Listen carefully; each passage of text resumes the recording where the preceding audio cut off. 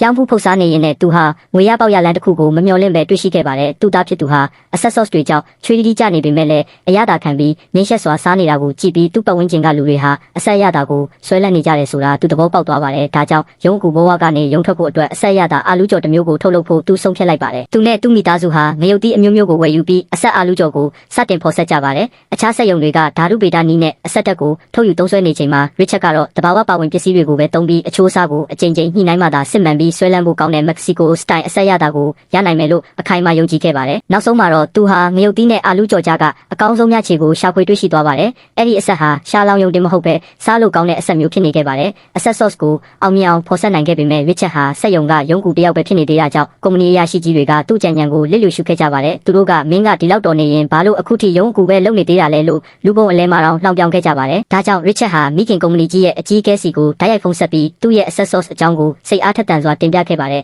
အကြီးအကဲဟာရစ်ချက်ရဲ့တက်ကြွမှုကိုသဘောကျသွားပြီးနမူနာပစ္စည်းတွေပို့ပေးဖို့လိပ်စာပေးခဲ့ပါတယ်မကြခင်မှာပဲသူနဲ့သူ့ဇနီးဟာနမူနာပစ္စည်းတွေကိုဂရုတစိုက်ထုတ်ပိုးပြီးပေးပို့လိုက်ကြပါတယ်အကြီးအကဲဟာပထမဆုံးအာလူးကြော်ထုတ်ကိုမြည်ဆန်းကြည့်လိုက်တာနဲ့လုံးဝကိုဆွဲလန်းသွားပါတယ်သူဟာလက်တောင်မဆေးနိုင်ပဲချက်ချင်းဖုံးပြန်ဆက်ပြီးစက်ရုံကိုကိုယ်တိုင်လာကြည့်ကျင်တယ်လို့ပြောခဲ့ပါတယ်ဒီသတင်းစက်ရုံကိုရောက်လာတဲ့အခါမှာတော့အရာရှိဟောင်းကြီးဟာထိတ်လန့်သွားပြီးအကယ်၍အကြီးအကဲကသာဒီအစီအစဉ်ကိုညှင်းလိုက်ရင်စက်ရုံပေးရလိမ့်မယ်အလုပ်သမားတွေအကုန်လုံးပြုတ်ကုန်မယ်လို့ရစ်ချက်ကိုလူရှိမှငောင်းငန်းခဲ့ပါတယ်ရစ်ချက်ကိုယုံကြည်မှုပျောက်ဆုံးလာပေမဲ့အိမ်ပြန်ရောက်တဲ့အခါသူ့ဇနီးကဘာပဲဖြစ်ဖြစ်သူ့ဘေးမှာရှိနေမယ်လို့အားပေးခဲ့ပါတယ်အဲ့ဒီနောက်ဇနီးဖြစ်သူဟာရစ်ချက်နဲ့အတူလိုအပ်တဲ့စာအုပ်တွေကိုလေ့လာပြီးရှင်းလင်းတင်ပြမှုတွေကိုအကြိမ်ကြိမ်လေ့ကျင့်ပေးခဲ့ပါတယ်အကြီးအကဲစက်ရုံကိုရောက်လာတဲ့အခါရစ်ချက်ဟာအရန်ကိုစိတ်လှုပ်ရှားနေခဲ့ပါတယ်ဈေးကွက်ဝေစုနဲ့ပတ်သက်တဲ့မေးခွန်းတွေမေးတဲ့အခါသူလုံးဝစွန့်သွားခဲ့ပါတယ်ဒါကြောင့်သူဟာပြင်ထားတဲ့မိန့်ခွန်းတွေကိုဘေးဖယ်လိုက်ပြီးတာမန်လူတွေအဆက်ကိုဘလောက်ကြအဲကြောင့်သူ့ရဲ့ရိုးရှင်းတဲ့စကားလုံးတွေနဲ့ပဲရိုးရိုးသားသားပြောပြခဲ့ပါတယ်သူ့ရဲ့ရိုးသားမှုကအကြီးအကဲကိုစိတ်လှုပ်ရှားစေခဲ့ပြီးအဲ့ဒီနေရာမှာတင်ရင်းနှီးမြှုပ်နှံမှုဆုံးဖြတ်လိုက်ပါတယ်ဒါပေမဲ့အဆက်အာလူးကြော်တဲ့စတင်ရောင်းတဲ့အခါမှာတော့ဈေးကွက်တုံ့ပြန်မှုကမကောင်းခဲ့ပဲစူပါမားကတ်စင်ပေါ်မှာဖုန်တက်နေခဲ့ပါတယ်စက်ရုံမန်နေဂျာကထုတ်လုပ်မှုရပ်ဖို့